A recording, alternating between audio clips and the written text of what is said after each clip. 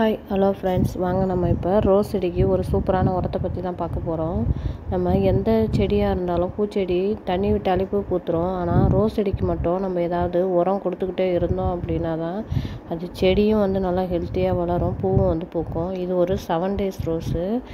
இப்போ நான் வந்து என்ன ஃபெர்டிலைசர் வந்து யூஸ் பண்ண போகிறேன் அப்படின்னு பார்த்தீங்கன்னா டீ தூள். அதில் வந்து நைட்ரஜன் சத்து அதிகமாக இருக்கிறதுனால அது வந்து மண்புழு வளர்ச்சியை வந்து நல்லா ஊக்குவிக்கும். அதனால் அதை யூஸ் பண்ணலாம்.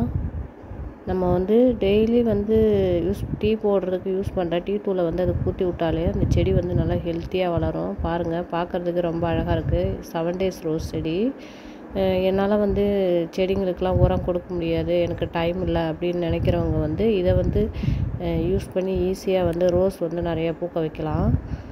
நம்ம டெய்லி போடுற அந்த டீ தூள் போடுறோம் இல்லையா, அந்த டீ தூளை எடுத்துகிட்டு போயிட்டு செடிக்கு போட்டு விட்டாலே செடி வந்து நல்லா ஹெல்த்தியாக வளரும்.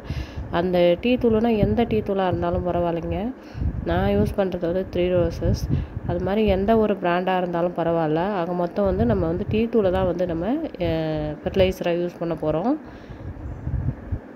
இங்கே பாருங்கள், இப்போ காலையில் டீ போட்ட பாத்திரம் அதில் இருக்குது பாருங்கள். இதை எடுத்துகிட்டு போயிட்டு அப்படியே நம்ம ரோஸ் செடியில் ஊற்றி விட்டுற வேண்டியதான்.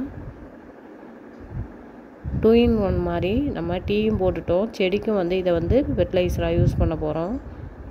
ஓகே ஃப்ரெண்ட்ஸ், தேங்க்ஸ் ஃபார் வாட்சிங்.